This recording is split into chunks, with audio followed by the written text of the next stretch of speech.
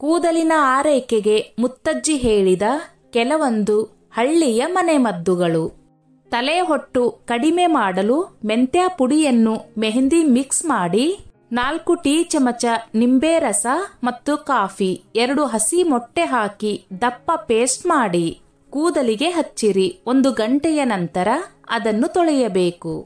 ಅವರ ಬಾಚಣಿಗೆಯನ್ನು ಅವರೇ ಬಳಸುವುದು ಉತ್ತಮ. ಇಲ್ಲದಿದ್ದರೆ ತಲೆಯಲ್ಲಿ ಅಲರ್ಜಿಗಳಾಗುವ ಸಾಧ್ಯತೆಗಳುಂಟು. ತಲೆಗೆ ತುಳಸಿ ಎಲೆಯ ರಸವನ್ನು ಹಚ್ಚುವುದರಿಂದ ಹೇನುಗಳು ಸಾಯುತ್ತದೆ. ಆಗಾಗ ಕೂದಲಿನ ತುದಿಯನ್ನು ಕತ್ತರಿಸಬೇಕು. ಹೊರಪದರಗಳಲ್ಲಿ ರಬ್ಬರ್ ಬ್ಯಾಂಡ್ಗಳನ್ನು ಕಟ್ಟುವುದಕ್ಕೆ ಬಳಸಬಾರದು. 1 ಕ್ಯಾರೆಟ್, 1 ಹಿಡಿ ತುಳಸಿ ಎಲೆ, 2 ಬೇವಿನ ಎಲೆ, 1 ನಿಂಬೆ ಹಣ್ಣಿನ ರಸವನ್ನೆಲ್ಲ ನೀರಿನಲ್ಲಿ ಬೆರೆಸಿ ಕುದಿಸಿ ಆರಿಸಿ ತಲೆಗೆ ಹಚ್ಚುತ್ತಾ ಬಂದರೆ ಕೂದಲು ಉದುರುವುದನ್ನು ನಿಲ್ಲುತ್ತದೆ. ತಜ್ಞ ವೈದ್ಯರ ಸಲಹೆ ಇಲ್ಲದೆ ಜಾಹೀರಾತಿನಲ್ಲಿ ನೀಡುವ ಕೂದಲಿನ ಟಾನಿಕ್, ಎಣ್ಣೆ, ಔಷಧಿ, ಶಾಂಪೂಗಳನ್ನು ಬಳಸಬಾರದು. ಕೂದಲನ್ನು ಎಂದಿಗೂ ಬಿಗಿಯಾಗಿ ಕಟ್ಟಬಾರದು. ಹಾಗೆ ಕಟ್ಟಿದರೆ ಕತ್ತರಿಸಿ ತುಂಡಾಗುವ ಸಾಧ್ಯತೆ ಇದೆ. ವಾರಕ್ಕೊಮ್ಮೆ ಬೀಟ್ರೂಟಿನೊಂದಿಗೆ ಕಡಲೆ ಹಿಟ್ಟು ಮತ್ತು ಮೊಸರು ಸೇರಿಸಿ ಹಚ್ಚಿಕೊಂಡರೆ ಕೂದಲು ಹೊಳಪು ಹೆಚ್ಚುತ್ತದೆ. ಕೂದಲು ಒರಟಾಗಿದ್ದು ಹೊಳಪು ಇಲ್ಲದಿದ್ದರೆ ಕೊಬ್ಬರಿ ಎಣ್ಣೆಯೊಂದಿಗೆ ತೆಂಗಿನಕಾಯಿ ಹಾಲನ್ನು ಸೇರಿಸಿ ಬಳಸಿ. ಕ್ಯಾಲ್ಸಿಯಂ ಆಹಾರ ಹೆಚ್ಚು ಸೇವಿಸಬೇಕು. ಸೊಪ್ಪು, ತರಕಾರಿ, ಹಣ್ಣುಗಳು ಸೇವಿಸುತ್ತಿದ್ದರೆ ಕೂದಲು ಆರೋಗ್ಯವಾಗಿರುತ್ತದೆ.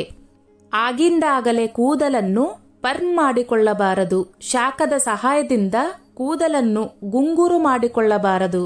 ಇದು ಕೆಲವು ಕಾಲ ಅಂದವಾಗಿ ಕಂಡರೂ ಕೂದಲನ್ನು ಜೀವರಹಿತ ಮಾಡುವುದಲ್ಲದೆ ಅಲ್ಲಲ್ಲಿ ಕತ್ತರಿಸಿ ಉದುರಿ ಹೋಗುತ್ತದೆ. ಬಾಳೆಯ ದಿಂಡನ್ನು ಸಣ್ಣಗೆ ಹಚ್ಚಿ ಕೊಬ್ಬರಿ ಎಣ್ಣೆಯಲ್ಲಿ ಬೆರೆಸಿ 2 ದಿನಗಳಿಟ್ಟು ಆನಂತರ ಎಣ್ಣೆಯನ್ನು ಶೋಧಿಸಿಕೊಂಡು ಪ್ರತಿದಿನ ತಲೆ ಬಾಚುವ ಮುನ್ನ ಎಣ್ಣೆಯನ್ನು ಕೂದಲಿನ ಬುಡಕ್ಕೆ ತಿಕ್ಕಿ ಬಾಚಿದರೆ ಕೂದಲು ಉದುರುವುದನ್ನು ನಿಲ್ಲುತ್ತದೆ. 1 ಹಿಡಿ ಮೆಂತ್ಯ ಕಾಳಿಗೆ ತೆಂಗಿನಕಾಯಿ ತುರಿ ಹಾಕಿ ರುಬ್ಬಿ ಬಿಸಿ ಮಾಡಿ ತಲೆಗೆ ಹಚ್ಚಿ 2 ಗಂಟೆಗಳ ನಂತರ ಸ್ನಾನ ಮಾಡಿದರೆ ಕೂದಲು ಉದುರುವುದು ನಿಂತು ಹೋಗುತ್ತದೆ. ತಲೆ ಸ್ನಾನ ಮಾಡುವಾಗ ನೀರಿನಲ್ಲಿ ವಿನೆಗರ್ ಕಲಸಿದರೆ ಕೂದಲುಗಳಿಗೆ ಒಳ್ಳೆಯ ಮೆರುಗು ಬರುತ್ತದೆ. ನೆಲ್ಲಿಯ ಚಟ್ಟನ್ನು ಹಿಂದಿನ ರಾತ್ರಿ ನೀರಿನಲ್ಲಿ ನೆನೆ ಹಾಕಿ ಮರುದಿನ ಚೆನ್ನಾಗಿ ಕಿವುಚಿ ಈ ನೀರಿನಿಂದ ಕೂದಲನ್ನು ತೊಳೆದರೆ ನಿಮ್ಮ ಕೂದಲಿನ ಕಾಂತಿ ಹೆಚ್ಚುತ್ತದೆ. ನೆಲ್ಲಿಕಾಯಿಯನ್ನು ಚೆನ್ನಾಗಿ ರುಬ್ಬಿ ನಿಂಬೆ ರಸದೊಂದಿಗೆ ಕಲಸಬೇಕು. ಕಲಸಿದ ಈ ಮಿಶ್ರಣವನ್ನು ತಲೆಗೆ ಹಚ್ಚಿಕೊಂಡರೆ ಕೂದಲು ಸೊಂಪಾಗಿ ಬೆಳೆಯುತ್ತದೆ.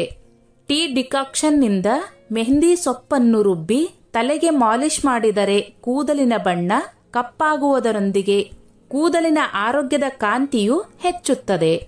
ನಿಂಬೆ ಹಣ್ಣನ್ನು ಕತ್ತರಿಸಿ ತಲೆ ಬುಡ ಹಾಗೂ ನೆತ್ತಿಗೆ ಚೆನ್ನಾಗಿ ತಿಕ್ಕಿ ತೊಳೆದರೆ ಹೊಟ್ಟು ಮಾಯವಾಗಿ ತಲೆ ಕೂದಲು ಹೊಳಪೇರುತ್ತದೆ.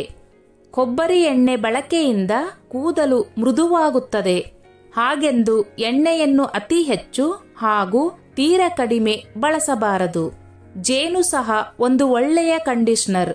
ಜೇನಿನೊಂದಿಗೆ ಮೆಂತ್ಯಕಾಳು, ಹೆಸರು ಕಾಳು ಹಾಗೂ ಮೊಸರನ್ನು ರುಬ್ಬಿ ತಲೆಗೆ ಹಚ್ಚಿದರೆ ಆರೋಗ್ಯವಂತ ಕೂದಲು ನಿಮ್ಮದಾಗುತ್ತದೆ. ಮೊಟ್ಟೆಯ ಬಿಳಿ ಭಾಗವನ್ನು ತಲೆಗೆ ಹಚ್ಚಿಕೊಳ್ಳುತ್ತಾ ಸ್ನಾನ ಮಾಡುವುದರಿಂದ ಕೂದಲಿನ ಜಿಡ್ಡಿನಾಂಶ ಇಳಿಮುಖವಾಗುತ್ತದೆ. ಕೂದಲಿಗೆ ಹಚ್ಚುವ ಹೇರ್ ಕಲರಿಂಗ್ ಪ್ರಾಡಕ್ಟ್ಗಳನ್ನು ಕಡಿಮೆ ಉಪಯೋಗಿಸುವುದರಿಂದ ತಲೆಹೊಟ್ಟು ಹಾಗೂ ಕೂದಲು ಉದುರುವಿಕೆಯನ್ನು ತಡೆಗಟ್ಟಬಹುದು. ತಲೆಗೆ ಹೆಚ್ಚು ಹೆಚ್ಚು ಎಣ್ಣೆ ಹಚ್ಚುವುದನ್ನು ತಡೆಗಟ್ಟಿ. ಇದರಿಂದಾಗಿ ಹೊಟ್ಟು ತಲೆ ಕೂದಲಿನೊಂದಿಗೆ ಇನ್ನಷ್ಟು ಅಂಟಿಕೊಂಡು ಹಾನಿ ಮಾಡುವುದನ್ನು ತಡೆಗಟ್ಟಬಹುದು. ವಾರಕ್ಕೆ ಕ್ರಮವಾಗಿ 2 ರಿಂದ 3 ಬಾರಿ ತಲೆಯನ್ನು ಸ್ವಚ್ಛವಾಗಿ ತೊಳೆದಲ್ಲಿ ಹೊಟ್ಟಿನ ಸಮಸ್ಯೆ ಕಾಡುವುದಿಲ್ಲ ಹಾಗೂ ಕೂದಲು ಕಾಂತಿಯುಕ್ತವಾಗುತ್ತದೆ. ಆಲಿವ್ ಆಯಿಲ್ ಕೂಡ ಒಂದು ಉತ್ತಮ ಕಂಡೀಷನರ್. ತಲೆಗೆ ಹಚ್ಚುವ ಮುನ್ನ ಆಲಿವ್ ಎಣ್ಣೆಯನ್ನು ಚೆನ್ನಾಗಿ ತಲೆಗೆ ಮರ್ದನ ಮಾಡಿ ಅರ್ಧ ಗಂಟೆಯ ನಂತರ ಸ್ನಾನ ಮಾಡಬೇಕು. ಬಿಸಿ ನೀರಿನಿಂದ ತಲೆ ಸ್ನಾನ ಮಾಡಿದ ಮೇಲೆ 2 ಚೊಂಬು ತಣ್ಣೀರಿಗೆ ನಿಂಬೆಕಾಯಿ ರಸ ಹಿಂಡಿ ತಲೆಯ ಮೇಲೆ ಹಾಕಿಕೊಂಡರೆ ತುಂಬಾ ಒಳ್ಳೆಯದು. ಹೀಗೆ ಮಾಡುವುದರಿಂದ ಕೂದಲಿಗೆ ಮೃದು ಮತ್ತು ಹೊಳಪು ನಿಂಬೆ ಹಣ್ಣಿನಿಂದ ಬರುತ್ತದೆ. ಮೇಲಾಗಿ ಬಿಸಿ ತಣ್ಣೀರು ಹಿಂದೆಯೇ ತಗುಲುವುದರಿಂದ ಕೂದಲಿನ ಬುಡ ಗಟ್ಟಿಯಾಗಿ ಕೂದಲು ಉದುರುವುದು ಕಡಿಮೆಯಾಗುತ್ತದೆ. ರಕ್ತ ಸಂಚಾರ ಚೆನ್ನಾಗಿ ಆಗುವುದರಿಂದ ಕೂದಲು ಬೆಳೆಯುತ್ತದೆ. ಬಾಳೆಹಣ್ಣಿನ ಸಿಪ್ಪೆಯನ್ನು ಬಿಸಿಲಿನಲ್ಲಿ ಒಣಗಿಸಿ ಪುಡಿ ಮಾಡಿ ಕೊಬ್ಬರಿ ಎಣ್ಣೆಗೆ ಬೆರೆಸಿ ಕುದಿಸಿ ಶೋಧಿಸಿಕೊಂಡು ಪ್ರತಿನಿತ್ಯ ತಲೆ ಬಾಚಿಕೊಳ್ಳುವ ಮುನ್ನ ನೆತ್ತಿಗೆ ತಿಕ್ಕಿದರೆ ಕೂದಲು ಉದುರುವುದು ನಿಲ್ಲುತ್ತದೆ. ಯಾವುದೊಂದು ಎಣ್ಣೆಯ ಸಹಾಯವೂ ಇಲ್ಲದಿದ್ದರೂ ಸಹ ಕೂದಲನ್ನು ಬೆರಳುಗಳಿಂದ ಚೆನ್ನಾಗಿ ಮಸಾಜ್ ಮಾಡಿದರೂ ಸರಿಯಾಗಿ ರಕ್ತ ಸಂಚಾರವಾಗಿ ಕೂದಲು ಆರೋಗ್ಯವಾಗುತ್ತದೆ. 2 ಚಮಚ ಎಳ್ಳಿನ ಎಣ್ಣೆಯನ್ನು ಮೊಟ್ಟೆಯ ಜೊತೆ ಸೇರಿಸಿ ಕೂದಲಿಗೆ ಹಚ್ಚಿ 10 ನಿಮಿಷ ಬಿಟ್ಟು ಬಿಸಿ ನೀರಿನಲ್ಲಿ ಅದ್ದಿ ಟವಲ್ ಅನ್ನು ಕಟ್ಟಿಕೊಳ್ಳಿ. ನಂತರ ಶಾಂಪೂನಿಂದ ತಲೆಯನ್ನು ತೊಳೆದುಕೊಳ್ಳಿ. ಈರುಳ್ಳಿ ರಸ ಇದು ಕೂದಲು ಬೆಳವಣಿಗೆಗೆ ಸಹಕಾರಿ. ಅಲುವೆರಾ ಜೆಲ್ ಜೊತೆ ಈರುಳ್ಳಿ ರಸ ಬೆರೆಸಿ ಕೂದಲಿಗೆ ಹಚ್ಚಿ. ಇದು ಕೂದಲಿನ ರಚನೆಯನ್ನು ಸುಧಾರಿಸುತ್ತದೆ. ಕೂದಲನ್ನು ಸರಿಯಾದ ರೀತಿಯಲ್ಲಿ ಬಾಚಿರಿ. ಮೊದಲು ಕೂದಲನ್ನು ಒಣಗಿಸಿ ಬಳಿಕ ದೊಡ್ಡ ಹಲ್ಲುಗಳುಳ್ಳ ಬಾಚಣಿಗೆಯಿಂದ ಬಾಚಿ. ಮೊದಲು ಕೂದಲ ತುದಿಯಲ್ಲಿ ಬಾಚಿ ಬಳಿಕ ಮೇಲ್ಭಾಗದಿಂದ ಬಾಚಿರಿ. ನೀವು ಕೂದಲನ್ನು ಹೆಚ್ಚು ಬಾಚುವುದರಿಂದ ಕೂದಲಿನ ಬೇರುಗಳ ಮೇಲೆ ಒತ್ತಡ ಹೆಚ್ಚಾಗುತ್ತದೆ. ಅಲ್ಲದೆ ಕೂದಲು ತುಂಡಾಗುವ ಸಾಧ್ಯತೆ ಹೆಚ್ಚಾಗಿರುತ್ತದೆ. ಹಾಗಾಗಿ ತಲೆಗೆ ಸ್ನಾನ ಮಾಡಿದ ಕೂಡಲೇ ಕೂದಲನ್ನು ಬಾಚಬೇಡಿ. ಕೆಂಪಕ್ಕಿ ಅನ್ನ. ಕೆಂಪಕ್ಕಿಯಲ್ಲಿ ಪ್ರೋಟೀನ್, ವಿಟಮಿನ್ಸ್ ಹಾಗೂ ನಾರಿನಂಶ ಇದ್ದು ಕೂದಲಿನ ಬುಡದ ಆರೈಕೆ ಮಾಡುತ್ತದೆ. ಹಸಿ ಬಟಾಣಿ ಕಾಳು ಕೂದಲಿನ ಆರೋಗ್ಯ ಹೆಚ್ಚಿಸುವ ಅತ್ಯುತ್ತಮವಾದ ಆಹಾರವಾಗಿದೆ. ಇದರಲ್ಲಿ ಸತ್ತು, ಕಬ್ಬಿಣದ ಅಂಶ, ವಿಟಮಿನ್ ಬಿ ಹೀಗೆ ಕೂದಲಿಗೆ ಬೇಕಾದ ಎಲ್ಲಾ ಬಗೆಯ ಪೋಷಕಾಂಶಗಳಿವೆ. ನಿಮ್ಮ ಕೂದಲಿನ ಬುಡ ಆರೋಗ್ಯಕರವಾಗಿರಬೇಕೆಂದರೆ ಧಾನ್ಯಗಳನ್ನು ನಿಮ್ಮ ಆಹಾರ ಕ್ರಮದಲ್ಲಿ ಸೇರಿಸಿ. ಇದನ್ನು 1 ತಿಂಗಳು ನಿಮ್ಮ ಆಹಾರದಲ್ಲಿ ಸೇರಿಸಿ ನೋಡಿ. ಕೂದಲಿನಲ್ಲಾಗುವ ವ್ಯತ್ಯಾಸ ನಿಮ್ಮ ಗಮನಕ್ಕೆ ಬರುವುದು. ಧಾನ್ಯಗಳಲ್ಲಿರುವ ಫಾಲಿಕ್ ಆಮ್ಲ ಕೂದಲಿನ ಬುಡಕ್ಕೆ ಆಮ್ಲಜನಕ ಪೂರೈಕೆ ಮಾಡಿ ಅದರ ಆರೋಗ್ಯ ಹೆಚ್ಚಿಸುವುದು.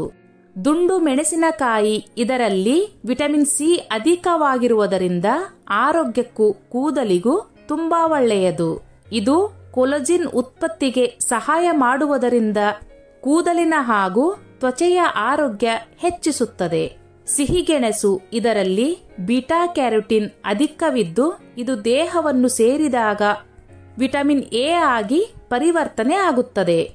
ವಿಟಮಿನ್ ಎ ಕೂದಲಿನ ಬುಡ ಒಣಗುವುದನ್ನು ತಡೆಯುತ್ತದೆ ಹಾಗೂ ಕೂದಲಿಗೆ ಅವಶ್ಯಕವಾದ ಆಮ್ಲಜನಕದ ಪೂರೈಕೆ ಮಾಡುತ್ತದೆ. ಸಿಗಡಿ ಮೀನು ಒಣ ಕೂದಲಿನ ಸಮಸ್ಯೆ ಹೋಗಲಾಡಿಸುವಲ್ಲಿ ತುಂಬಾ ಸಹಕಾರಿ. ಇದರಲ್ಲಿ ವಿಟಮಿನ್ ಬಿ12, ಕಬ್ಬಿಣದ ಅಂಶ, ಸತ್ತು ಇದ್ದು ಕೂದಲಿನ ಆರೋಗ್ಯಕ್ಕೆ ತುಂಬಾ ಒಳ್ಳೆಯದು. ಸಿಹಿ ಕುಂಬಳಕಾಯಿ ಬೀಜದಲ್ಲಿ ಸತ್ತುವಿನ ಅಂಶವಿದ್ದು ಕೂದಲಿನ ಆರೋಗ್ಯಕ್ಕೆ ತುಂಬಾ ಒಳ್ಳೆಯದು.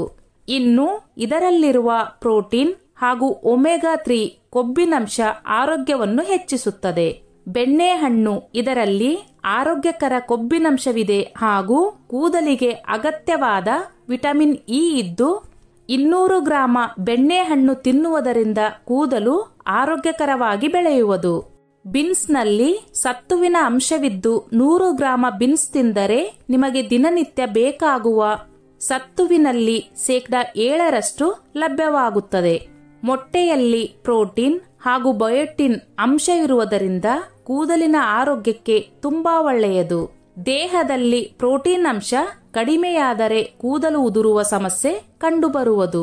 ಇನ್ನು ಇದರಲ್ಲಿರುವ ಬಯೋಟಿನ್ ಕೂದಲು ದಪ್ಪವಾಗಿ ಬೆಳೆಯಲು ಸಹಕಾರಿ. ಸ್ನೇಹಿತರೆ, ಈ ನನ್ನ ಮಾಹಿತಿ ನಿಮಗೆ ಇಷ್ಟವಾಗಿದ್ದಲ್ಲಿ ದಯವಿಟ್ಟು ಶೇರ್ ಮಾಡಿ, ಲೈಕ್ ಮಾಡಿ ಮತ್ತು ಸಬ್ಸ್ಕ್ರೈಬ್ ಮಾಡಿ.